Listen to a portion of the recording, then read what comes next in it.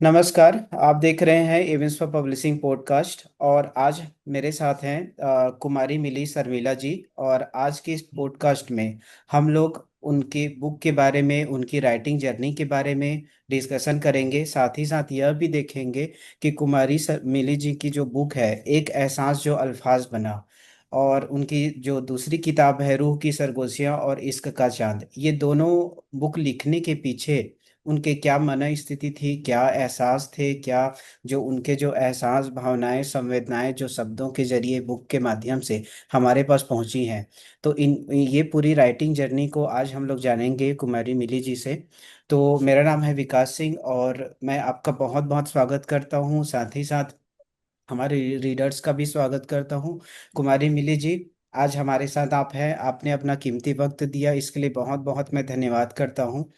और आज जो आपकी दो किताबें हैं, राइटर्स, एज अ राइटर आप जो दो बुक लिखे हैं, तो ये जो किताबें हैं लेखकों के लिए एक इंस्पिरेशन भी होगा, जो आज के समय में जो पोइट्रीज लिखते हैं, शायरियाँ लिखते हैं। और जिस तरह से आपने इन दो किताबों को लिखा है और पाठकों को जिस तरह से ये बुक पसंद आ रही है, तो इसलिए मैंने सोचा कि आज आपके जो इस बुक के पीछे जो आपकी भावनाएं हैं वो लेखकों, पाठकों तक पहुंचे। तो कुमारी मिली जी, मैं सबसे पहले आपका तो बहुत बहुत स्वागत करता हूं, इसके लिए आपके कीमती वक्त के लिए आपको धन्यवाद भी बोलता हूं। और सबसे पहले मैं आपसे जानना चाहता हूं कि जो आपकी पहली किताब है, एक एहसास जो अल्फाज बना, इसके बारे में हमें थोड़ा सा आप बताइए। नमस्कार सर। जी। आपको भी बहुत बहुत साधुवाद देना चाहूंगी कि आपने मुझे आज इस योग्य समझा जी। और अपने चैनल के माध्यम से देश विदेश में बैठे अपने दर्शकों, पाठकों व सभी को मुझसे रूबरू करवाया। ढेर सारा मुझे प्यार जो मिला उनसे, तो मैं आपका एक बार पुनः आभार प्रकट करना चाहती हूँ, आपको साधुवाद देती हूँ। और आप जो मेरी ये जो पुस्तक की जो बात कर रहे हो, एक एहसास जो अल्फाज बने, तो मैं ये सभी पाठकों से, सभी दर्शकों से ये कहना चाहूंगी कि मेरी जो लेखन की ये जो कहानी है, ये शायद अदर से थोड़ी अलग हटके होगी। क्योंकि मैं कुछ चंद पंक्तियों के माध्यम से आपको बताना चाहूंगी जी कि बिल्कुल। आसान नहीं था यारो मेरा ये सफर जो तुम आज मेरी खिलती कलियां देख रहे हो। आसान नहीं था यारो तुम जो आज मेरे जीवन के हसीन पन्ने देख रहे हो। वो मेरे हरे भरे बागों का उजड़ जाना, वो ताश के पत्तों की तरह मेरी जिंदगी का बिखर जाना आसान नहीं था यारो। आसान नहीं था यारो गिरकर फिर से मुस्कुराना, वो मेरे सर से मेरी माँ का साया उठ जाना आसान नहीं था यारो। आसान नहीं था यारो चोट खाकर फिर भी मुस्कुराना आसान नहीं था यारो। तुम मेरे किताब के जो आज ही हसीन पन्ने देख रहे हो। तो मेरी जो ये जो यात्रा है ये शायद सबसे अलग होगी, क्योंकि मैंने जो ये पुस्तक लिखी है, ये मेरे घर के खूबसूरत कमरों में बैठ करके नहीं लिखी मैंने। ये घर में नहीं लिखी, न किसी बगीचे में बैठ के लिखी। ये मैंने वहां लिखी है जब एक इंसान जिंदगी और मौत से लड़ता है। ये हॉस्पिटल के गलियारों में मैंने ये पुस्तक लिखी है। और ये मेरे जीवन के सबसे कष्टदायी और सबसे दुख भरे पलों में लिखी है। क्योंकि इस धरती पर अगर साक्षात रूप से कोई भगवान है तो वो माता पिता है। जी। और मेरी माँ थी, वो मेरा भगवान थी, मेरी महबूब थी, मेरी दोस्त थी माँ के साथ साथ। तो मेरी माँ क्या कि ऐसा मेरे जीवन में, मैं जॉब करती थी, बहुत अच्छा टाइम चल रहा था मेरे घर में, कुछ रिश्ते, मेरे विवाह की तैयारियां चल रही थी। जी। पर उस रब को कुछ और ही मंजूर था। अचानक माँ के ब्रेन अटैक आया और वो कोमा में चली गई। और 2 साल तक माँ जिंदगी और मौत से लड़ती रही। लास्ट के समय में माँ की कंडीशन इतनी ज्यादा नाजुक थी, न वो खुद से खा सकती, पी सकती, कुछ नहीं कर सकती, कोमा में थी, सुन सकती थी सर। तो उन दिनों में मैं रात रात भर माँ के साथ हॉस्पिटल में जगती थी, 2 2 3 3 दिन तक खाना भी नहीं खाती थी, भूखी प्यासी रहती थी। कई बार मैं, लेकिन मेरे दिमाग में एक ही जुनून था कि कैसे भी करके माँ को बचाना है। तो इन दिनों में मेरे रिश्ते में मेरी भाभी पड़ती है, राजेश जी, और वो शिक्षा जगत से जुड़ी हुई है, प्रिंसिपल की पोस्ट पे हैं। उन्होंने एक बार मेरे से कॉल करके पूछा कि मिली, मम्मी की तबीयत कैसी है, कैसे हो आपकी। उसने सोचा कि लड़की कहीं डिप्रेशन में नहीं चली जाए। और मेरे भैया को भी इसकी जानकारी थी कि मैं लिखती हूँ। तो मैंने भाभी को कुछ चंद पंक्तियां कही कि ये दिल के दर्द हर किसी को बता सुनाए नहीं जाते। जी ये दिल के दर्द हर किसी को सुनाए नहीं जाते। ये जीवन के वो खत हैं जो हर किसी को पढ़ाए नहीं जाते। कहने को तो सब अपने होते हैं यहाँ, पर बुरे वक्त पर मरहम हर किसी से लगाए नहीं जाते। जी पर मेरे उस रब के सिवा ये दिल के घाव हर किसी को दिखाए भी नहीं जाते। फिर जी भाभी बोली, वाह तुम तो बड़ा अच्छा लिखती हो। क्योंकि एक अध्यापक की एक क्वालिटी होती है कि वो स्टूडेंट के अंदर खोज लेता है कि कौन सी फील्ड में जाएगा, डॉक्टर बनेगा, क्या बनेगा। तो उन्होंने मेरे अंदर ये एक प्रतिभा देखी। बोली, मिली तुम माँ के साथ साथ बुक लिखना स्टार्ट करो। तो उन्होंने सोचा कहीं मैं डिप्रेशन में नहीं चली जाऊं। और मेरे भैया हैं, संजय जी हैं, जी मेरे दो ब्रदर हैं, बहुत प्यारे हैं। तो उन्होंने भी मुझे बार बार मोटिवेट किया, क्योंकि कई बार मैं जैसे राजस्थान गवर्नमेंट में ऑडिट का काम करती थी, तो मैं कई बार मंचों पे भी जाती थी, मंच भी शेयर करती थी। मेरी एक हॉबी थी समाज सेवा। मैं जी समाज सेवा भी करती थी। मैं मंचों पे कई बार ऐसे लिख के कोई थॉट बोल देती थी, लिखती नहीं थी। लेकिन जिस दिन भाभी जी ने मुझे ये कहा, और भैया भी डेली मुझे, भैया प्रतिदिन मुझे बार बार पूछते थे कि आज आपने दीदी क्या लिखा, क्या लिखा, कि मैं कहीं सदमे में न चली जाऊं। तो वहां से मेरी ये यात्रा, हॉस्पिटल के गलियारों से मेरी ये यात्रा शुरू हुई है। और मैं कुछ चंद पंक्तियों के माध्यम से आपको बताना चाह रही हूँ। जी अजीब दास्ता है मेरी कलम की यारो, अजीब दास्ता है मेरी कलम की यारो, मैं रूह से रोती रही और किताबों के पन्ने को सजाती रही। मैं रूह से रोती रही, किताब के पन्नों को सजाती रही। एहसासों की स्याही, एहसासों की स्याही भरकर हाथों से कलम चलाती रही। एहसासों की स्याही भरकर हाथों से कलम चलाती रही। सबसे आंसू छुपाकर, सबसे आंख के आंसू छुपाकर जमाने को दास्तां सुनाती रही। वो मौत के करीब थी, माँ मौत के करीब थी, मैं उसे देखकर हर पल तड़पती रही। वो मौत के करीब थी, मैं उसे देखकर हर पल तड़पती रही। मगर मेरी माँ की दुआएं, मगर मेरी माँ की दुआएं हर पल मेरा हौसला बढ़ाती रही। तो मुझे जो बुक लिखने की जो ताकत मिली है, ये मेरी माँ के आशीर्वाद से, उस जी रब के आशीर्वाद से भी। जी काफ़ी आपका जो है मैम जो कंटेंट है, जैसे मैंने भी थोड़ा सा बुक को पढ़ा है, तो काफ़ी मतलब लोगों को ऐसा, अगर कोई राइटर अगर अपने मन से लिख रहे हैं, वैसे तो सभी राइटर मन से लिखते हैं, लेकिन अगर उस लिखने के पीछे अगर कोई कहानी जुड़ा हो या आपका जीवन का कोई ऐसा हिस्सा जुड़ा हो जो आप कभी भूल नहीं सकते, तो वो डेफिनेटली वो रीडर के दिल तक पहुंचता है वो चीज़। चाहे वो 4 लाइन ही क्यों ना हो, वो उसके दिल में घर कर जाता है कि जो एक राइटर अपने पाठकों को बताना चाहता है, तो वो सीधी तरह से वो पाठकों तक जाता है। अगर कोई राइटर अपने जीवन के एहसासों को लिखा है, कुछ पलों को लिखा है, चाहे वो जी पल जी सर। खुशी का हो या दुख का हो या कहे कोई भी हो, तो इसमें जैसे आपका जो बुक का मतलब जो आपकी मन स्थिति थी, मैं समझ सकता हूँ कि आपने किस कंडीशन में उस बुक को लिखा है। तो आपने उसमें और क्या क्या पॉइंट्स जोड़े हैं जी सर, थोड़ा जी सा। सर, मैं जी सर, मैं ये कहना चाहूंगी कि शायद मेरे जीवन का सबसे दुखदाई पल था ये, जी जी कि माँ थी वो साक्षात रूप से भगवान होती है, जी और उसका साया आपके कुछ, माँ की उम्र भी बहुत छोटी थी। जी जी तो वो इतने छोट जल्दी वो इस दुनिया से विदा होके जा रही थी। तो जी शायद इतने बुरे वक्त में बुक लिखना तो शायद बहुत बड़ी बात होगी। एक लिखने की कोई शायद कल्पना भी नहीं कर सकता होगा। सही सही लेकिन बात। माँ के आशीर्वाद और भगवान के आशीर्वाद से ये संभव हो जी, पाया। तो इसमें जैसे ना बुक को थोड़ा सा मैं पाठकों के लिए ये आपसे पूछना चाहूँगा कि जैसे जो ये आपका बुक है, तो इसमें आपने किस किस पॉइंट्स को इसमें ऐड किए हैं। जैसे एक तो आप इसमें माँ के बारे में आपने ज़रूर लिखा होगा, और इसमें और किस किन किन रिश्तों के बारे में, या फिर आपकी मतलब क्या क्या टॉपिक्स आप इसमें ऐड किए हैं अपने बुक में, वो थोड़ा सा आप रीडर्स को बताएंगे प्लीज़। जी सर, मैं ये बताना चाहूंगी कि पहले तो मैं ये बताना चाहती हूँ कि शायर कौन होता है। जी शायर जब कोई भी कविता लिखता है, कोई कवि कोई कविता लिखता है, कोई शायर जी शायरी लिखती है, शेर लिखता जी है, जी तो वो केवल अपने तक सीमित नहीं रखता उसको। हाँ वो क्योंकि शायद ईश्वर उसको, क्योंकि उसके अंदर एक निर्मल हृदय होता है, जी। और वो अपनी आहट से सामने वाले के एहसासों को पढ़ लेता है। जी। तो मैं कुछ चंद पंक्तियों के माध्यम से आपको कहना चाहूंगी बिल्कुल। कि शायर वो होता है जो अपनी रूह से महबूब की रूह का सफर तय करता है।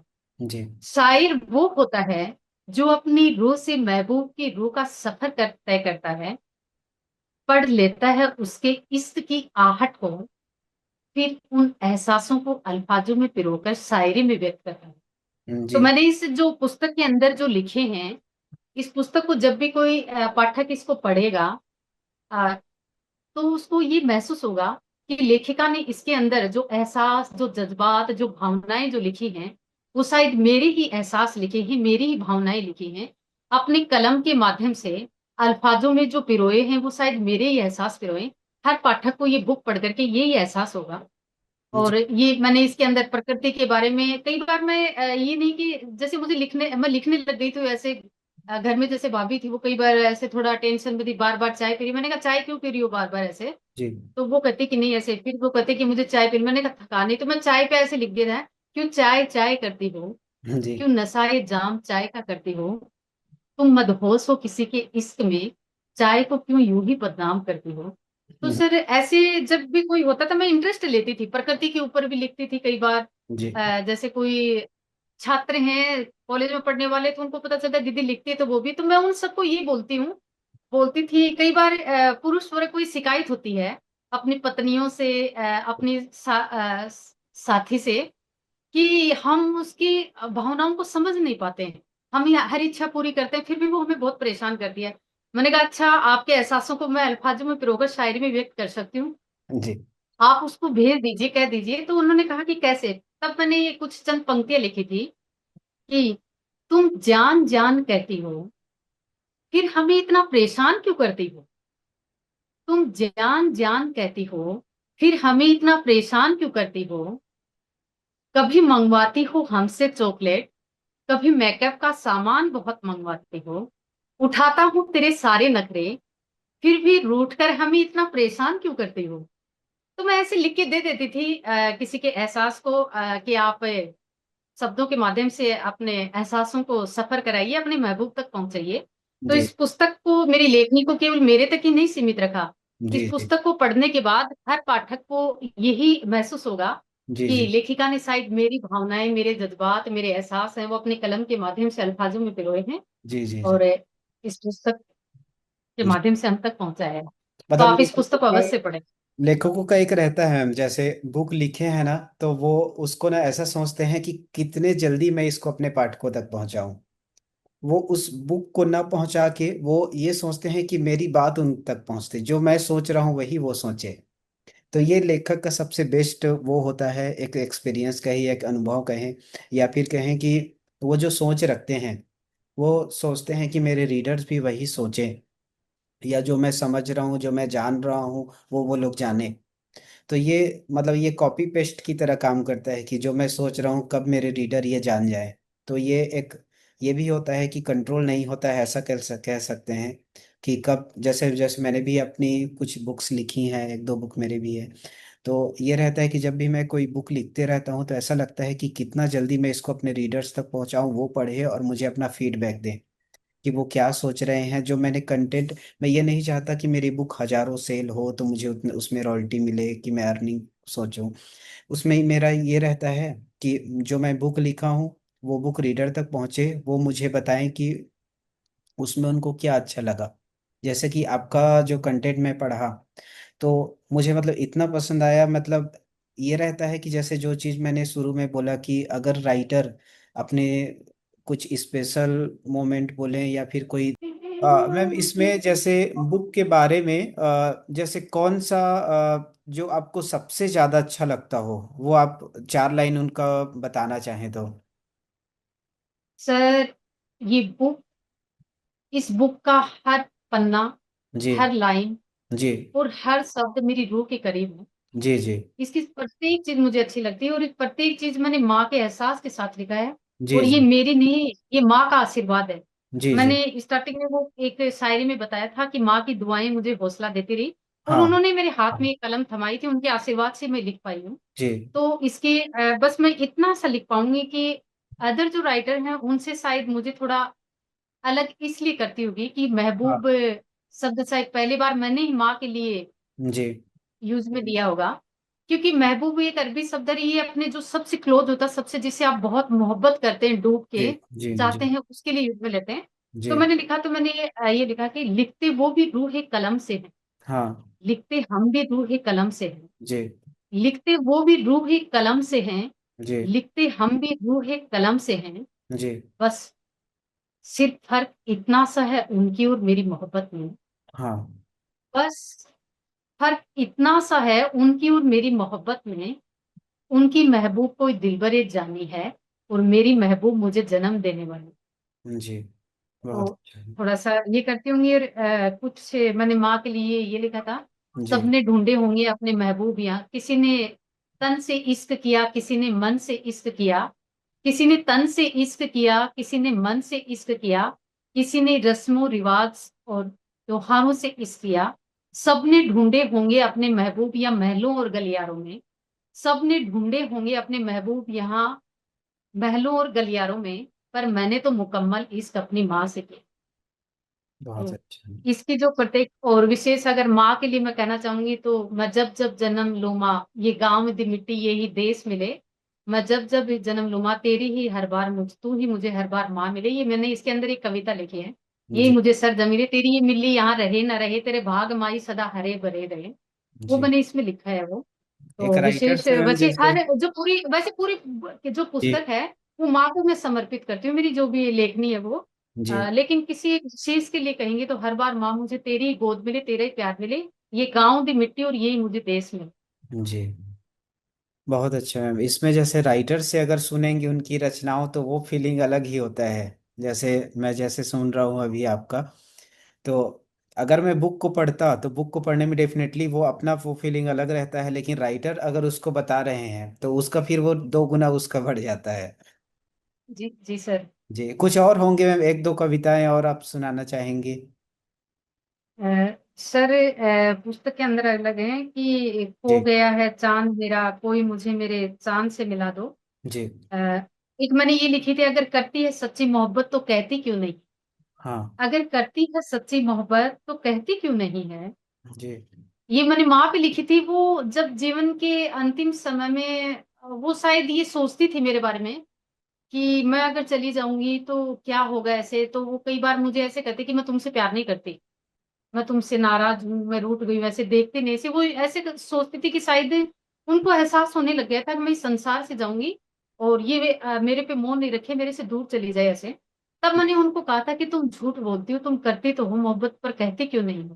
तब जी। उस टाइम में मैंने ये लिखी थी। और भी बहुत सी कविताएं कि माँ के जाने के बाद लिखी थी मैंने। अ, एक मैंने वीर शहीदों पे लिखी है, नमन है उन वीर जवानों को, खिलती प्यारी कलियों को, नमन है उन वीर जवानों को जिन्होंने माँ भारती के लिए अपने प्राण न्यौछावर की। मैंने बताया कि सच्ची मोहब्बत क्या होती है, वो जी। इसके लिए लिखा है। एक खो गया है चांद मेरा, कोई मुझे मेरा चांद लौटा दो, ये मैंने इस पे लिखा। एक मैंने माँ के जाने की, काश वो दिन फिर से लौट आए साथिया। माँ को आज भी बहुत मिस करती हूँ। रात को कई बार छत पे बैठती हूँ, ऐसे देखती हूँ चांद से डर, कभी खुले आसमान के नीचे बैठती हूँ, तब मैं ये लिखती हूँ, काश वो दिन फिर से लौट आए साथिया, काश वो दिन फिर से लौट आए साथ। वो गुजरी बहारें, वो गुजरी पुरवैया, जो बीते तेरे संग सुहाने मेरे दिन। वो गुजरी बहारें, वो गुजरी पुरवैया, वो बीते तेरे संग सुहाने मेरे वो दिन, काश वो फिर लौट साथिया, क्या बताऊं तुम बिन क्या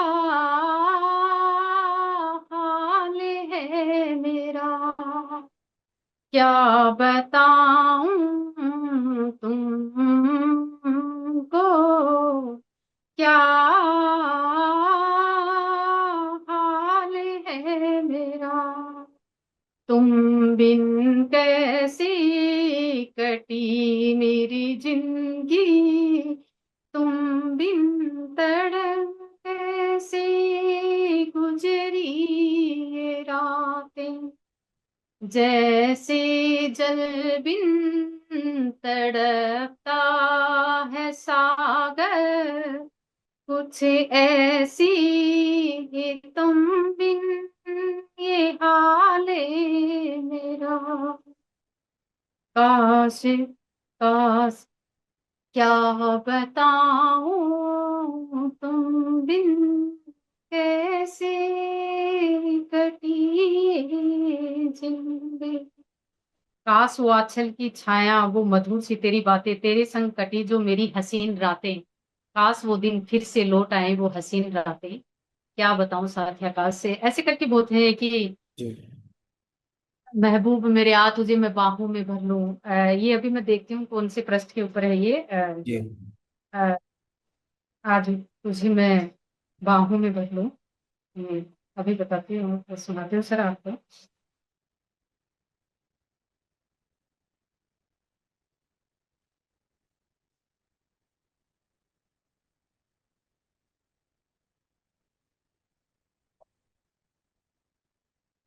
ये मैंने ये भी लिखी है, ये उदासी को छोड़ते कि यार साथ है मिलकर लिखे नई कहानी की। आपने कई बार किसी चीज को देख के उदास हो जाते कि पीछे बातें वो छोड़ो, ये उस पे लिखी है मैंने। जी उसको ये है।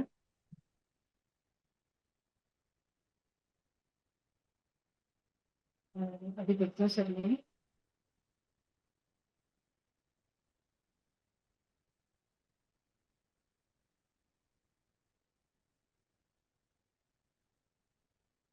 ये है सर।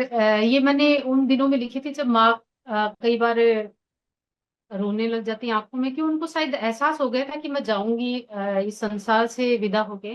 जी तो मेरे बच्चों का क्या होगा, क्या ऐसे वो फील करते, तो वो कई बार ऐसे आंसू में तो मैं उनको गले लगाती थी। और मैंने बताया था कि ये मैंने हॉस्पिटल के गलियारों में ये पुस्तक लिखी है। जी जी वहां तो मैंने कुछ ये एहसास लिखे, तब मैंने लिखी थी। मीते मेरे आ गले से लग जा, आ तुझे मैं बाहों में भर लूं।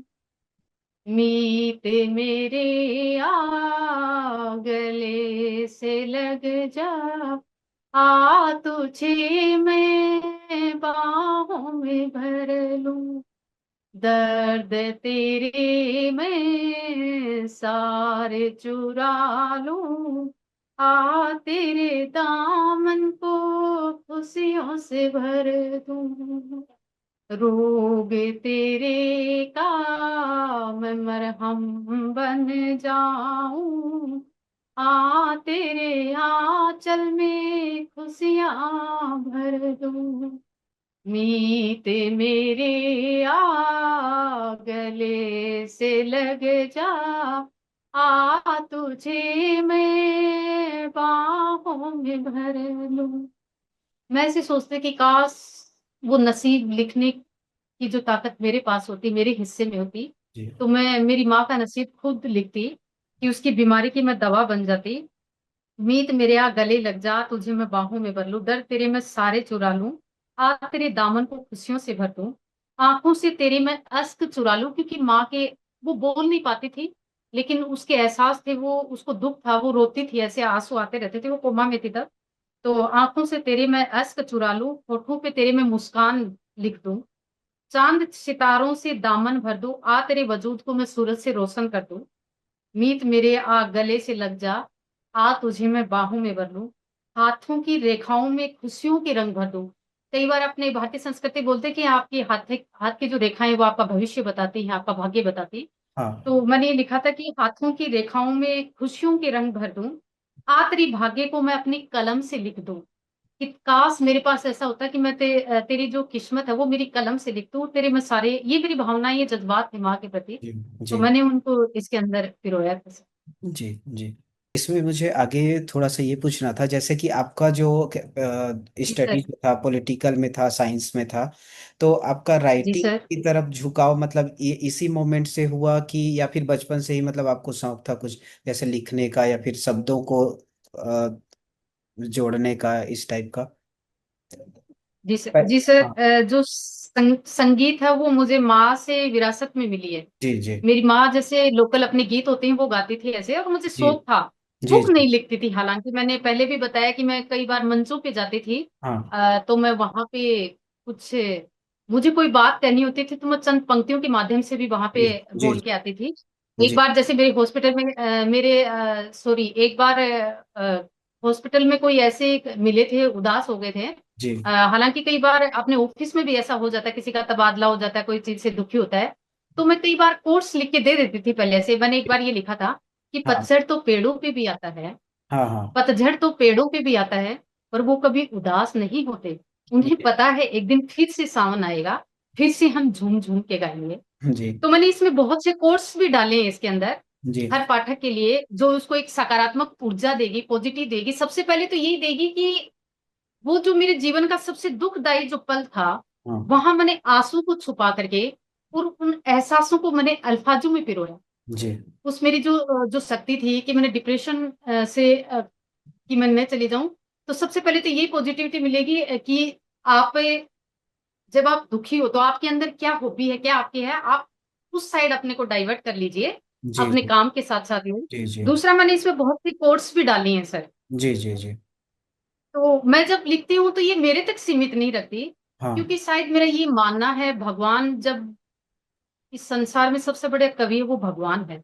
जी और जब किसी कवि को भगवान, शायद मुझे ईश्वर ने मेरी जिंदगी में ये हादसा होना, एक खूबसूरत महबूब माँ का आना, जी फिर उससे मुझे बहुत सा प्यार मिलना, फिर मेरे प्यार का अधूरापन रह जाना, उसका बिछड़ जाना, जी तो शायद मेरी जिंदगी में इतना जो ये तूफान लाया है, इत्तेफाक तो नहीं है, कुछ न कुछ तो उसकी रजा होगी, जी कुछ तो उसकी चाहत होगी, तभी मेरे जीवन में तूफान लाया होगा। तो जी शायद उसको मुझसे लिखवाना था, कुछ करवाना था, जी जी और तभी मेरे जिंदगी में ये तूफान लाया। तो मैं यही कहना चाहूंगी सर। जी जी। इसमें मुझे ना जैसे प्रकृति के बारे में आप लिखे हैं, समाज का, जी। भावनाओं का, जो मानवीय भावनाएं हैं उनका आपने सुंदर चित्रण किया है शब्दों के माध्यम से। तो इसका जी। विशेष जुड़ाव आपको बचपन से ही था, या फिर एजुकेशन जैसे आपके स्टडी वाला जो था पढ़ाई के समय में हुआ, या मतलब जो आप भावनाएं रखते हैं जैसे, वो आप बचपन से ही मतलब आपको लिखने का, या फिर कहें कि इस चीजों के प्रति लगाव जो होता है प्रकृति की, जैसे नॉर्मल जो लोग होते हैं, जैसे अगर कोई राइटर नहीं है, वो उस जैसे किसी भी चीज को देख रहे हैं प्रकृति, या फिर कहें कि एक बारिश को ही ले लीजिए, बारिश का मौसम, तो लेखकों का क्या होता है, वो हर चीज में जैसे आप बना देते हैं चार लाइन, जैसे चाय के बारे में आपने बताया मुझे। तो आपका ये बचपन से ही था, या फिर आप जब एजुकेशन में आई, या फिर आप कॉलेज के बाद फिर इसमें फिर शब्दों का वो आपका वो स्टार्ट हुआ कि मुझे कुछ ना कुछ ये लिखना चाहिए, या आपके माइंड में जैसे आया, तो ये बचपन से ही था कि आगे अब स्टार्ट हुआ फिर ये? सर, मेरी राइटिंग की जो यात्रा थी वो मैंने स्टार्टिंग में आपको बताई थी, जी कि पहले मैं ऐसा कुछ नहीं, कभी मंचों पे जाती थी तो वहां बोल देती थी ऐसे। जी जी जी और बात आई एहसास, समाज, प्रकृति।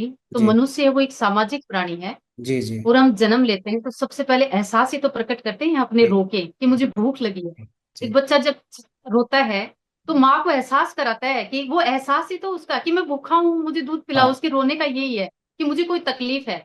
वो बोल नहीं पाता, तो जी वो रोने के माध्यम से अपने एहसास को प्रकट कर रहा है। तो जी ये तो हर मनुष्य में एहसास, तो जन्मजात संवेग तो हर इंसान के अंदर होते हैं, दुखी है। अब जैसे रोने की जो भावनाएं है, आप किससे व्यक्त करते हैं? आंखों से आंसू आ रहे, आंसू के माध्यम से अपने एहसास को जताते हैं। जी तो रही बात प्रकृति की, तो मैं सबसे ज्यादा, मैं मेरी माँ, मेरी सरजमी और जी प्रकृति से बहुत प्रेम करती हूँ। जी जी मैं, क्योंकि मेरा जो जन्म है वो एक ग्रामीण क्षेत्र में हुआ है, और जी माँ वो खेतों में काम करती थी, तो मैं खेतों के अंदर मैंने फसल को भी देखा, और पेड़ पौधों का भी मुझे बहुत शौक है। जी जी। जब मैं पेड़ पौधों को देखती हूँ तो मैं ऐसे सोचती हूँ कि मनुष्य की भाषा तो नहीं बोल सकते, लेकिन हाँ। अपनी भाषा में ये बातें करते हैं, जी जी ये झूमते हैं, ये चलते हैं। जैसे सूरजमुखी सुबह खिलती है, जी जी। सुबह जैसे सूरज होगा वो सूरज की होगी, जैसे जैसे सूरज ढलता जाएगा वो उधर ही ढलती जाएगी। हाँ। तो पेड़ भी चलते हैं, वो भी बोलते हैं, अपनी भाषा में वो बात करते हैं। जी तो मैं प्रकृति से हमेशा मुझे अच्छा लगता है। रात के टाइम में मैं चांद सितारों को, आज भी मैं मम्मी को, मेरी जो माँ है उसको मैं चांद और तारों में ढूंढती रहती हूँ। जी कि मैंने एक बार कुछ चंद पंक्तियां भी लिखी थी जी कि एक टूटे हुए तारे ने जमीन से आसमान को निहारा,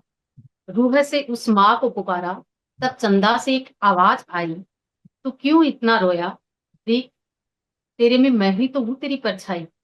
तो मैं क्योंकि मैं भी एक टूट चुकी थी, टूटा हुआ तारा ही थी, तारा बिखर जाता है अपने आसमान से, वो छूट जाता है, मुझसे भी मेरी महबूब माँ छूट गई थी। तो जी मैं प्रकृति से बहुत प्रेम करती हूँ, मेरी सरजमी से, मेरी माँ से। जी और ये जो प्रकृति है, ये तो मनुष्य जब जन्म लेता है अपन प्रकृति की गोद में रहते हैं। माँ जब अपने आंचल से, गोद से जब नीचे उतारती है, तो सबसे पहले अपनी सरजमी पे तो अपने को जी चलना सिखाती है, अपनी जी जन्मभूमि पे। तो मैं अपनी जन्मभूमि से बहुत प्रेम करती हूँ, अपनी सरजमी से। और वहां पे जब पेड़ पौधे जो हमें ऑक्सीजन देते हैं उनसे, तो मैं उनसे भी बातें करती हूँ। ये सब प्रेरणा मुझे उनसे मिली, मैं उनसे सीखती हूँ। जैसे प्रकृति के अंदर भी संवेदनशीलता होती है, कि जब मई जून का महीना होता है तो धरती है वो बहुत तड़पती है, जी इतनी तड़पती है वो, प्यास से करती है। तो वहां से हवा है, उसका संदेश एक डाके का रूप ले संदेश लेके सागर तक जाती है। जी सागर जिस भूमि के ऊपर है, वहां भूमि को वो उसकी बहन है, उसको सूचना देती है कि आपकी बहन तड़प रही है प्यास से, जी आप ये इतने सागर को अपने अंदर समा के रखा है। तब वो वहां से वाष्पीकरण होके पानी आता है, बादल का रूप धारण करके उस भूमि तक पहुंच जाता है। जी तो मैं प्रकृति से सीखती हूँ कि संवेदनशीलता जो है वो प्रकृति के अंदर भी है। और माँ के टाइम में मैंने ये महसूस किया कि लोगों, मनुष्य के अंदर शायद ये संवेदनशीलता कम होती जा रही है। तब मैंने बहुत सी इसके अंदर कोर्स भी डाले हैं, बहुत सी शायरी डाली है, बहुत सी कविताएं डाली हैं ध्यान आकर्षित करने के लिए। जी क्योंकि लोगों के पास में कई बार फोन करती थी तो वो मेरा फोन रिसीव नहीं करते थे, करते थे तो मुझे अनदेखा कर देते थे। जी कई बार तो मेरे साथ ऐसा भी हुआ कि मैंने जिनकी बहुत हेल्प की, मैं उनके पास रोने लग जाती तो वो मेरे नंबर शायद ब्लॉक भी कर दी होंगी, ब्लैकलिस्ट में डाल दी होंगी, ऐसे मेरे साथ हुआ। तो मैंने ये देखा कि मनुष्य है वो सभी प्राणियों में सबसे बुद्धिमान है, लेकिन उसके अंदर संवेदनशीलता कम होती जा रही है। जी जबकि प्रकृति हमेशा हमें संवेदनशीलता की ओर आकर की शिक्षा देती है। जैसे भौरा आता है कई बार, वो फूल के अंदर घर में जैसे मेरे खेत के अंदर बहुत से पेड़ पौधे भी लगा रखे थे, सरसों के फूल खिलते हैं उसमें। जी जी तो वो अपने इश्क में गुनगुनाता, संगीत सुनाता उस फूल को, अपनी मोहब्बत भरा। तो जैसे ही वो अपने महबूब फूल के पास जाता है, तो महबूब भी उसके संगीत में इतना मग्न हो जाता है, अपने फूल की सारी पखुड़ियां खोल देता है। और जी भौरा है वो उसके अंदर समा जाता है, और वो भूल जाता है कई बार, वो उसके रस में इतना मदहोश हो जाता है कि वो फूल जब कई बार सिकुड़ता है तो भौरा भी वही उसके अंदर रह जाता है, उसकी डेथ हो जाती है। जी तो ये जी बहुत सी चीजें मुझे प्रकृति से सीखने के लिए मिलती हैं। जी जी जी। इसमें जैसे जब आप लिखती हैं तो ऐसे कभी कभी ये सोचती, जैसे कई राइटर्स में क्या होता है कि वो लोग पोइट्री लिख रहे हैं, फिर 4 लाइन वो लिखे हैं, कभी वो सोचते हैं कि जी नहीं ये रीडर को नहीं पसंद आएगा तो ये मैं हटा देता हूँ। ऐसा कभी आपके जी सर। में आया है, कभी लिखे हैं तो? नहीं नहीं सर, मैंने ये कभी नहीं सोचा कि मेरी लिखी हुई पसंद आए कि नहीं आए। जी मैंने जी जिसकी पीड़ा समझी, जिसके एहसास, क्योंकि मैंने मेरी पुस्तक में जो एहसास लिखे हैं जी। वो मेरे जीवन में, कि पहले मैं जैसे फील्ड में जाती थी, वहां पे मैं हाँ लोगों को देखती थी, जी उनकी संवेदनाओं को समझती थी, उनकी क्या क्या भावनाएं उनको समझती, जज्बातों को समझती थी। और 2 साल जो मेरी कठिन यात्रा रही मेरे जीवन की, मैंने माँ के एहसास को भी समझा, देखा।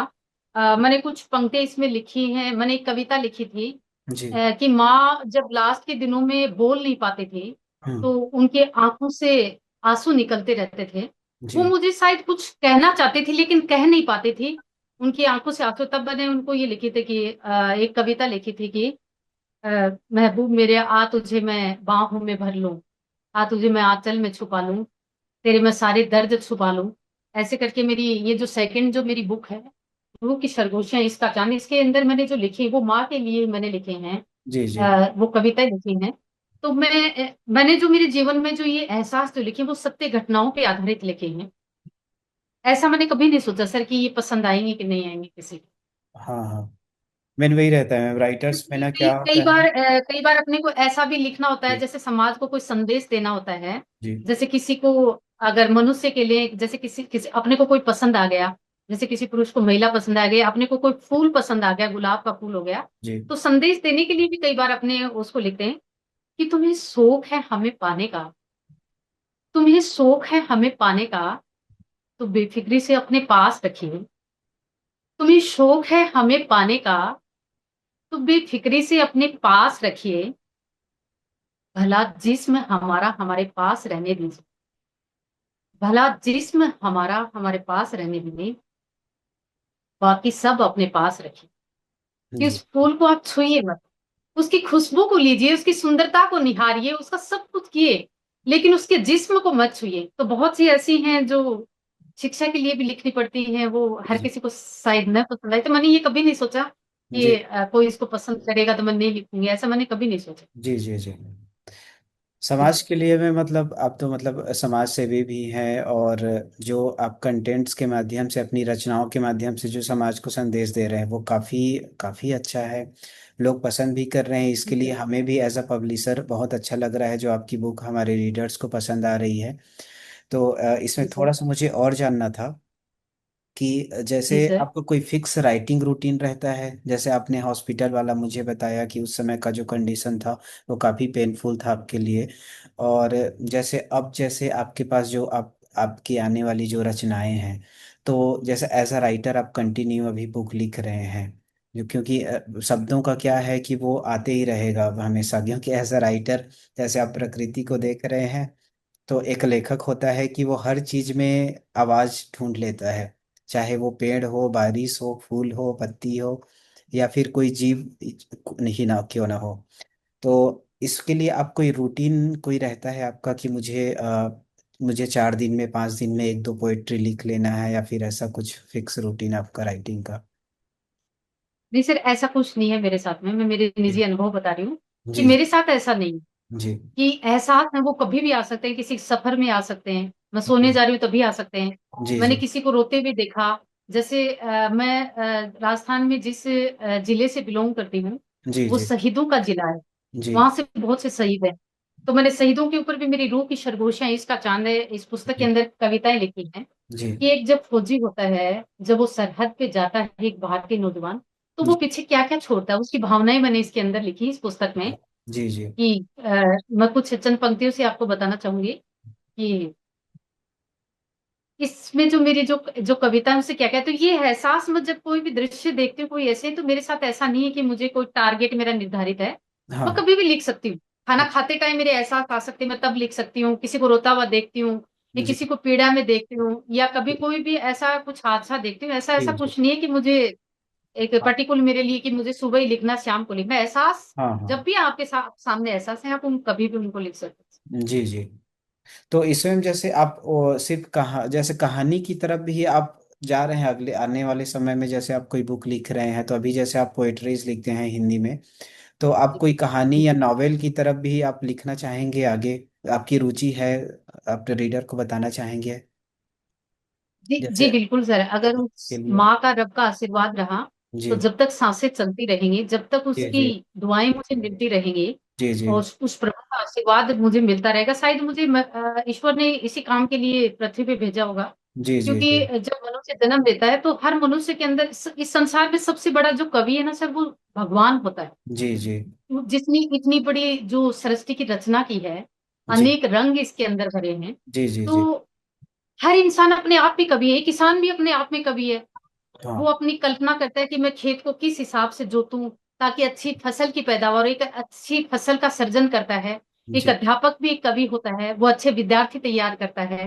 तो जी। हर इंसान अपने आप में, हम जो जो कवि, हम भावना और संवेदनशीलता, जो एक कवि होता, शायर होता है, वो मानव और प्रकृति की संवेदनाएं, जो एहसास, जो जज्बात हैं, जी। उनको अपने कलम के माध्यम से इसमें लिखता है।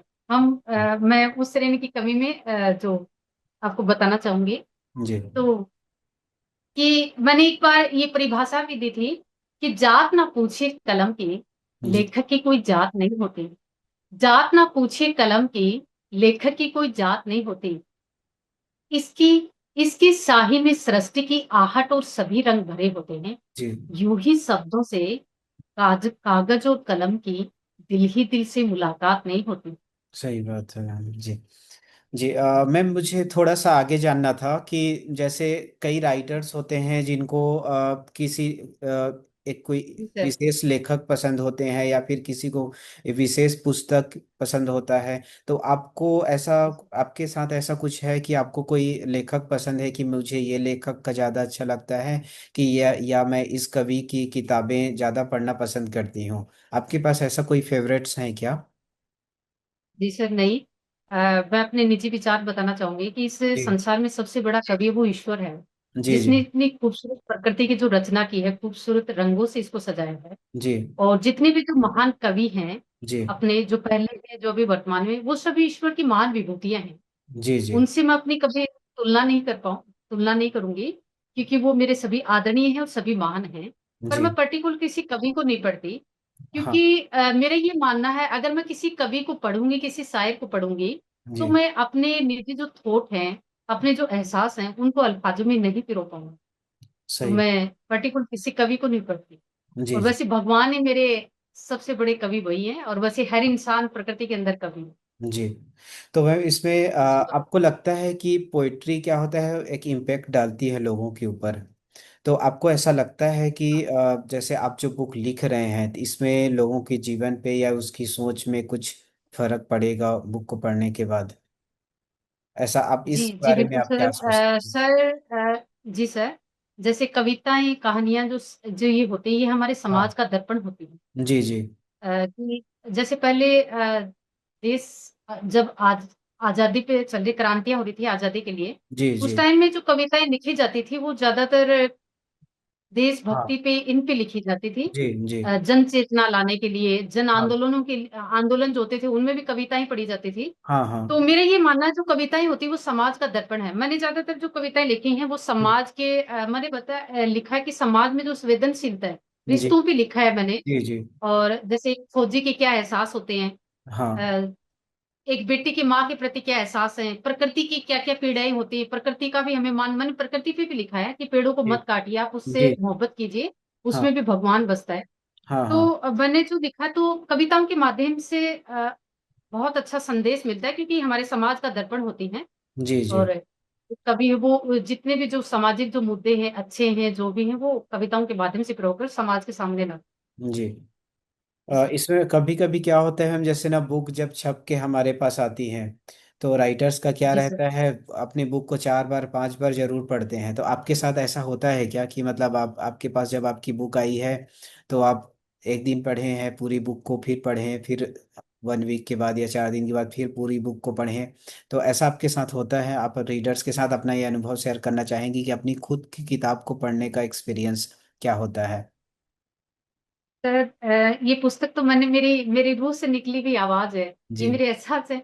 और जी। रूह से जो आवाज जो निकलती है, उसको शायद दोबारा पढ़ने की जरूरत नहीं होती। जी तो जी। ये जी। करके तो ये जो मैंने जो लिखी है, मैं हाँ आगे जो एहसास होते हैं उनको हाँ। अल्फाजों में होती।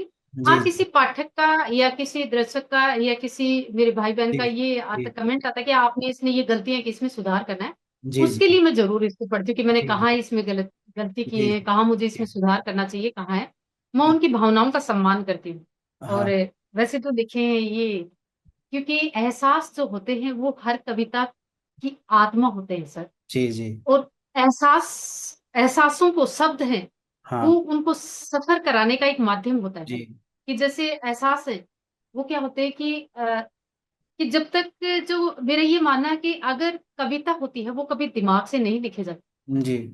अगर आपके पास में एक निर्मल हृदय नहीं है, एक हाँ पवित्र आत्मा निर्भर हृदय नहीं है, आप हाँ। किसी की संवेदनाओं को समझ नहीं सकते, सही बात है तो जी। आप एक अच्छी कविता नहीं लिख सकते। जी। हो सकता है आप शब्दों का मेल जोल कर सकते हो, हाँ लेकिन जब तक एहसास नहीं है, वो कविता कविता नहीं कहलाएगी। हाँ। तो मेरा बिना ये मानना है, एहसास कविता के है वो वही कभी है मैम। दिमाग से नहीं लिखी जाती, एहसास से लिखी जाती है। बिना एहसास के अगर आप लिखेंगे ना तो वो लोगों तक उसके दिल में पहुंचेगी ही नहीं। वो क्या जी है कि जी वो सर। वर्ड्स का जो होता है ना, घुमावदार बातें, वो ऊपर ऊपर से निकल जाता है, वो दिल तक नहीं पहुंच पाता है।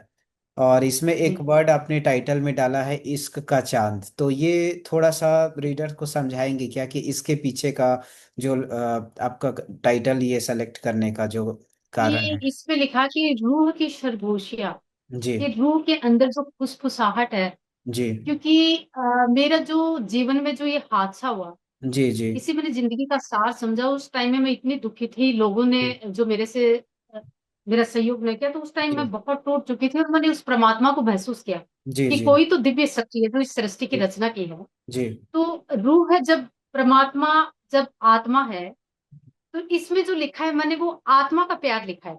जी जी बाह्य आकर्षण नहीं लिखा मैंने इसके अंदर। जी जी कि मैंने कुछ कि मोहब्बत और प्रेम के बारे में मैंने कुछ चंद पंक्तियां भी लिखी थी शायरी के माध्यम से। कि हाँ मोहब्बत कोई अयासी नहीं, कि जी जब चाहो जहां चाहो जैसा चाहो इसका मोल लगा। जी जी मोहब्बत कोई अयासी नहीं, कि जब चाहो जहां चाहो जैसा चाहो इसका मोल लगा लो। ये तो जी रब की इनायत का वो अनमोल रत्न है, जो रूह के अलावा और कहीं ठहरता नहीं। जी जी तो मैंने इसीलिए इसका कि रूह की जो फुसफुसाहट है, इंसान की जो आत्मा है जिसके अंदर परमात्मा बोलता है, परमात्मा हमसे जी क्या चाहता है। एक माँ जब एक बच्चे से प्यार करती है तो वो कभी ये नहीं देखती कि मेरा बच्चा काला है या सुंदर है, कैसा। वो सच्चा सही प्रेम होता है माँ। सही बात है। तो ये इसमें मैंने आत्मा का प्रेम लिखा है, जी आत्मा के एहसास और भाव लिखे हैं। जी और इश्क का चांद, क्योंकि प्रेम हमेशा हमें शीतलता देता है। जी कई बार आज के टाइम में, जैसे मैंने कहा कि कविताएं समाज का दर्पण होती है, कि समाज में कुछ बुराइयां होती है उनको भी कविताओं के माध्यम से समाज के सामने लाया जाता है। मैंने इसके अंदर एक लिखी थी कि आज के टाइम में बहुत जगह न्यूज़पेपर में भी आते हैं, न्यूज चैनल पे भी देखा जाता है, कई बार हादसे होते हैं ऐसे कि उस मैं उससे मोहब्बत करता था, उसने मेरे से शादी नहीं की, उसको मैं मार जी दिया, पेट्रोल से जला दिया उसका। तब जी मैंने इसके अंदर से एक कविता लिखी है, अगर करता है सच्ची मोहब्बत तो उससे सताना छोड़ दो।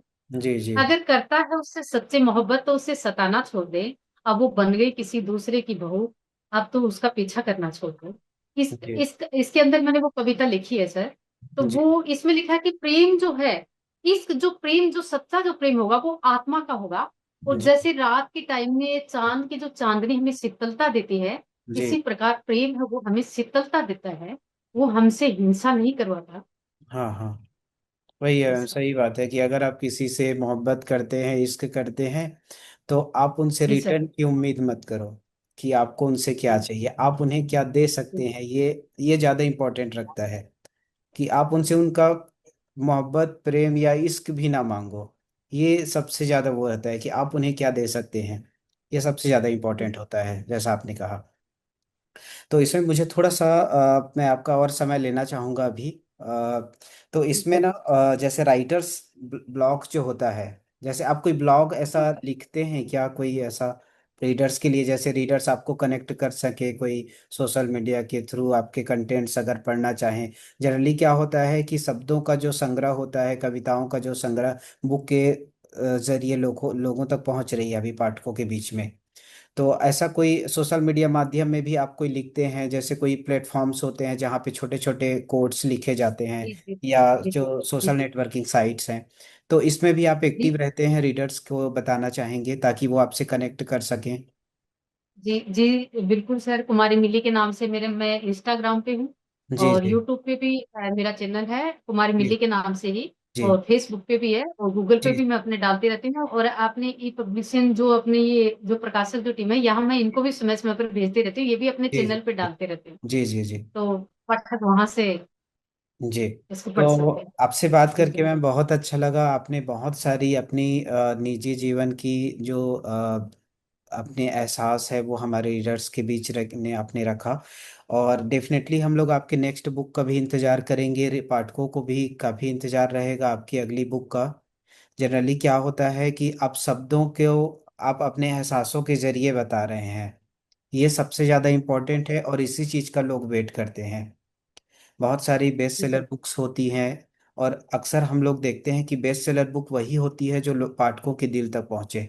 कभी कभी क्या होता है कि जो चीज़ मार्केट में चल रहा है, अगर जिनका ब्रांडिंग प्रमोशन बहुत ज़्यादा है लेकिन वो रीडर्स को दिल तक नहीं पहुंच पा रही है, तो वो कुछ ही समय के जी लिए सर। होता है। लेकिन जो चीज़ जी सर। रीडर्स के दिल तक पहुंच रही है वो धीरे धीरे धीरे धीरे वहां पे वो लोगों तक फैलते जाता है, फिर वो इम्पेक्ट इतना बड़ा होता है कि वो उसको भूल पाना मुश्किल या नामुमकिन होता है। एक तरह से कहिए कि कुछ बुक्स ऐसे होते हैं जो हमेशा के लिए लोगों को दिल में घर कर जाती है। जी सर। तो मैम, जैसे सबसे पहले थोड़ा सा मुझे एक पंक्ति के जरिए मैं आपसे समझना चाहूंगा कि आप रीडर्स को क्या संदेश देना चाहते हैं, अगर आप दो चार लाइन बना पाए तो रीडर्स के लिए। अच्छा, सर मैं ये रीडर्स को ये कहना चाहूंगी जी कि किताबों की दुनिया में भी एक जहान बसता है। जी जी किताबों की दुनिया में भी एक जहान बसता है। जी जी अदब से खोलकर तो देखिए हर एक पन्ने को। जी अदब से खोलकर तो देखिए हर एक पन्ने को। जी इनमें रूह का इश्क और जज्बातों का इंसान बसता है। जी जी। तो बहुत आप अच्छा। बुक को पढ़िए। ये जी केवल शब्दों का भंडार ही नहीं है, इसमें एहसास है। मैंने एक फौजी के जी एक गांव से आए हुए एक बेटे के, कि वो जब कई बार जी जी गांव से कोई बच्चा आता है तो वो अपने आप को अकेला महसूस करता है। मैंने उस पे जी भी ये लिखी है, बचपन पे जी मैंने लिखी है।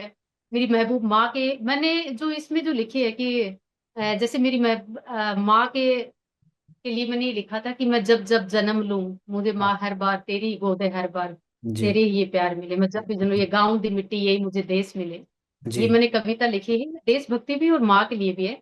जी और दूसरा मैंने लिखा था, जैसे शहीद की मैं बात करती हूँ। शहीद जब मेरी जो शहीदों की जो वीरांगनाएं हैं, जब वो जी अपने महबूब को याद करती हैं, तो जी वो जो शहीद को याद करती हैं, उनके वो पल भी जाते हैं, तो काश वो दिन फिर से लौट आए।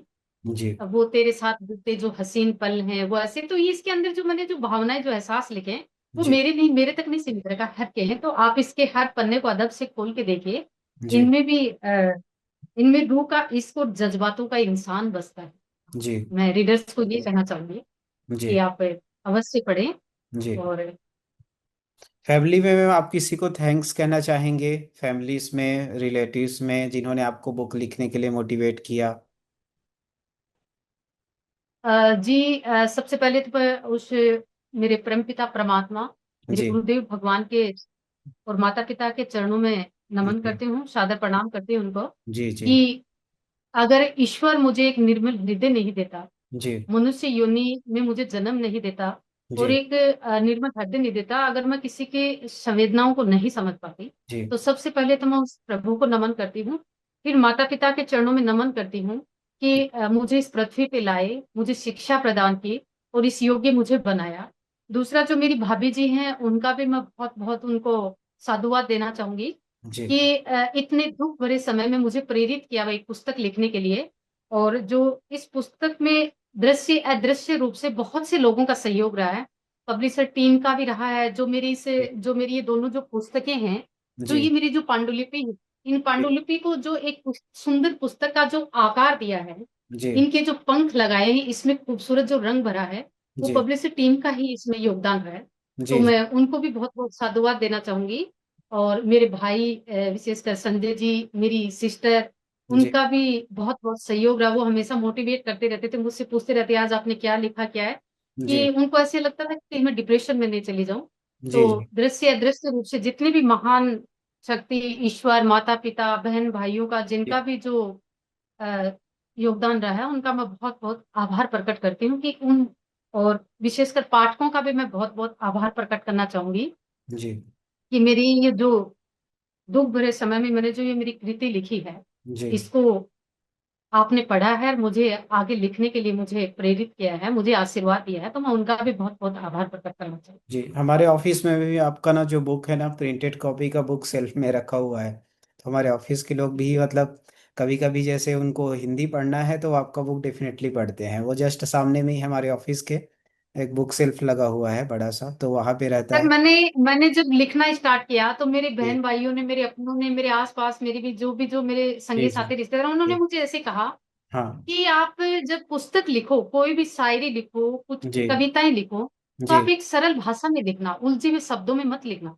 हाँ आप ऐसे शब्दों, क्योंकि भारत है वो एक ग्रामीण प्रधान देश है, जी कि अधिकतर लोग वो ग्रामीण क्षेत्र में निवास करते हैं, और बहुत सी मजदूर वर्ग है। तो आप ऐसे शब्दों को पिरोना, ऐसे शब्द जी यूज में लेना, अपने जी एहसासों को ऐसे शब्दों में पिरोना कि एक मजदूर वर्ग, एक दूर बैठा व्यक्ति भी इसको आसान से पढ़ सके, इसको समझ सके, जी जो कम पढ़ा लिखा हो वो भी। जी जी जी क्योंकि ऐसा नहीं है सर कि मेरी पुस्तक कोई अगर सफर में लेके चलेगा तो वो भी इसको पढ़ेगा, तो वो इसको समझ सकता है, कहीं हाँ भी लेके जाए। तो जी आप ऐसे शब्दों का चयन करना जो बिल्कुल बहुत सरल हो, आम व्यक्ति जी इसको समझ सके।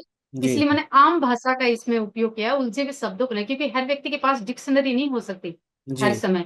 जी तो जैसे क्योंकि मैं एहसास, आप मुझे एहसासों की कवियत्री बता रहे, बाद में एहसासों, क्योंकि मीरा ने जब कन्हैया से प्रेम किया था, जी। और जब कोई भी शायर या कोई कवि जब लिखता है, तो वो मात्राओं का ध्यान नहीं रखता, वो सही त्रुटियों का बात। ध्यान नहीं रखता, सही वो बात है। एहसासों का ध्यान रखता है। जी वो इस पुस्तक के पन्नों के ऊपर अपने दिल के, आत्मा के जो एहसास हैं, जी उनको अल्फाजों के माध्यम से कागज पे उतारता है। जी मीरा ने भी अपने कृष्ण भक्ति को, जो थे एक, जो जितने भी जो संत होते हैं, जो जी। भी रचनाकार हैं, संत है, भगवान के जो हाँ प्रेमी, वो हाँ, अपने एहसासों को उतारते हैं। वो ये नहीं देते कितनी मात्राएं आ रही, कितनी आ रही, सही कहाँ बात। शब्द में त्रुटि है, जी। क्या है। तो मैंने इस बात को विशेष ध्यान रखा। हाँ, हमेशा वही रहता है, जैसे दूसरे का लिखा आप पढ़ेंगे ना तो ऐसा लगता है कि ये मिस्टेक है, ये मिस्टेक है। लेकिन अगर आप खुद जी का जी। लिखा हुआ पढ़ेंगे तो जो आप लिखे हैं उसको ना पढ़ के जो आप सोच के लिखे हैं उसको पढ़ना होता है। तो वो मैंने एक मैंने एहसास है। प्रारंभ में कई बार एक दो जी। शायरी ऐसी उलझी हुए शब्दों में लिखी, तो मुझे बार बार पूछती, इसका हाँ भावार्थ क्या होगा, इसका भावार्थ क्या होगा। हाँ हाँ। तो जी फिर उन्होंने कहा कि आप ऐसी भाषा में लिखे ना जिसको आम लोग समझ सके, कम पढ़ा लिखा जी लोग भी उसको जी जी सुन जी सके, पढ़ सके, समझ सके। जी तो मैंने जी उस लैंग्वेज को सर्च चुना। जी। तो मैम, जैसे अंतिम में आप कुछ कहना चाहेंगे हमारी पब्लिशिंग टीम के लिए या इवेंट्स पब के साथ जो आपका एक्सपीरियंस रहा, हमारी जो आपकी प्रोजेक्ट मैनेजर थी गौरी, शिवांगी, नितेश जी, इनके लिए कुछ कहना चाहेंगे? सर, मैं पब्लिशर टीम का एक बार बहुत बहुत पुनः आभार प्रकट करना चाहती हूँ जी कि मेरी जो पांडुलिपि थी, जी उसको जो ये जो एक सुंदर पुस्तक का जो आकार दिया है, जी इनके जो पंख लगाए हैं, पाठकों तक इनको पहुंचाया है, इसमें खूबसूरत जो रंग भरा है, जी वो जी प्रकाशक टीम का ही योगदान रहा है। जी जी और इसमें नितेश जी सर थे, विशेषकर गौरी मैडम है, शिवानी मैडम है, जी उनका जी तो मैं विशेष आभार प्रकट करना चाहूंगी। शिवानी मैम का, गौरी मैम का बहुत अच्छा बिहेव है। जी जी वो ऐसा कभी नहीं करती कि मैं एक राइटर हूँ और वो एक इस पब्लिशर टीम की केवल एक कर्मचारी के तौर पे बातें नहीं करती। जी वो जी ऐसा बिहेव करती है जैसे अपने घर का कोई कैंडिडेट हो, अपने घर का कोई हाँ सदस्य हाँ। हो। जी और जी शिवानी मैम से तो एक बार मैंने, जी क्योंकि मैं उन दिनों में जब माँ इस दुनिया से अलविदा हो गई, तो हालांकि मैं भी हाँ एक बेटी हूँ, मुझे भी बहुत तकलीफ हुई, बहुत दर्द हुआ, और मैं कई बार रोती थी मैम के सामने से, तो वो मुझे बहुत ऐसे जी सहलाती थी, बोलती थी ऐसे। तो मैं उनको कई बार ऐसे अपसेट होती थी, तो मैं उनको ऐसे बोलती, मैं लेट नाइट में आपके पास कॉल कर सकती हूँ? तो जी वो बोलती, हाँ बिल्कुल कर सकते हो आप। जी जी केवल ऑफिस टाइम तक उन्होंने मुझे पाबंद नहीं किया। तब जी मैंने उनपे कुछ चंद पंक्तियां भी लिखी थी जी कि शिवानी में आप पे लिखूं या आपके अंदर बैठे उस रब पे लिखूं। जी शिवानी में मैं आप पे लिखूं या आपके अंदर बैठे उस रब पे लिखूं, जी या आपके इस खूबसूरत, आपकी खूबसूरत चेहरे पे लिखूं, आपकी भोली सूरत पे लिखूं, या आपके इस किरदार पे लिखूं, जी या आपकी मीठी आवाज पे लिखूं। तो ये मैंने उस पे कुछ शायरी और भी मैंने बहुत सी लिखी है उनके ऊपर, मैंने उन तक अभी पहुंचाई नहीं है ऐसे। जी, तो ये अब अभी बहुत अच्छी पहुंच लड़कियां जाएगा हैं, मेरा। और मैं भगवान से दुआ करती हूँ, जी, उनके उज्जवल भविष्य की कामना करती हूँ। बहुत अच्छी लड़की, बहुत आगे तक जाएंगे, बहुत अच्छी लड़कियां, बहुत अच्छा व्यवहार। धन्यवाद मैम, पूरी आपसे टीम बात का बहुत करके बहुत आभार बहुत व्यक्त अच्छा करती हूँ, लगा। पूरी टीम का बहुत अच्छा योगदान है। जी जी, थैंक यू मैम, आपसे बात करके बहुत अच्छा लगा। आपने बहुत ही सरलता से और बहुत सटीक जवाब दिया सभी जो मैंने क्वेश्चंस पूछे थे। तो आपका बहुत बहुत धन्यवाद मैम, बहुत ही कीमती वक्त आपने निकाला आज के लिए। तो डेफिनेटली हम लोग वेट करेंगे आपकी दूसरी बुक का। धन्यवाद मैम, आपको बहुत बहुत धन्यवाद आज की इस पॉडकास्ट में आने के लिए। जी जी जी, बहुत बहुत आपका भी पुनः साधुवाद देना चाहूंगी, आपका आभार प्रकट जी करना जी, चाहूंगी, आपने मुझे इस योग्य समझा। और थैंक एक बार मैं पुनः यू। पाठकों से कहना चाहूंगी, आप इस पुस्तक को अवश्य पढ़िए। आप जब भी इस पुस्तक को पढ़ोगे तो आपको ऐसे लगेगा कि लेखिका ने हमारे एहसास, हमारे जज्बातों को अपने कलम के माध्यम से अल्फाजों में पिरोया है। तो आप एक पुस्तक का अवश्य पढ़िए, ये आपको एक सकारात्मक ऊर्जा प्रदान करेगी। और जो मनोरंजन करने वाले हैं उनको मनोरंजन भी करेगी। मैंने लिखा है कि काश वो दिन फिर से लौट आए साथिया, काश वो दिन फिर से लौट आए साथिया। वो गुजरी बहारें, वो गुजरी पुरवैया, जो बीते तेरे संग मेरे वो हसीन दिन, काश वो दिन फिर से लौट आए साथिया। तो इसको जो भी सुनेगा उसको यूं अपने बिछड़े महबूब को याद करेगा, और वो ये सोचेगा कि काश वो दिन फिर से लौट आए। जी। और एक खो गया चांद मेरा, फिर से कोई मुझे मेरे चांद से मिला दो। आ, महबूब मेरे आ तुझे बाहों में भर लूं, तेरे अश्क चुरा लूं। ये मैंने माँ पे लिखी थी, वो उनकी आंखों से, तो मैं उनको कई बार गले लगाती थी, वो हॉस्पिटल में होते रहती थी, बोल नहीं पाती, मैं उनको गले लगा के उनको देखती थी, उनसे बातें करती, तब मैंने लिखी थी क्या महबूब मेरे, मैं तुझे बाहों में भर लूं, तेरे सारे दर्द चुरा लूं, तेरी जो ये बीमारी है इसकी मैं दवा बन जाऊं, मेरी कलम से तेरे भाग्य को लिख दूं। ये मैंने उस टाइम लिखी। तो पढ़ने वाले हर पाठक को ये लगेगा कि शायद मेरे भावना, मेरे जज्बात लिखे हैं। तो आप एक बार इस पुस्तक को अवश्य पढ़ें। जी। और मैं एक बार पुनः आपका आभार प्रकट करना चाहूँ। बहुत बहुत धन्यवाद। धन्यवाद सर। धन्यवाद। धन्यवाद। Okay ma'am, thank you ma'am. Okay, thank you sir. जी जी जी।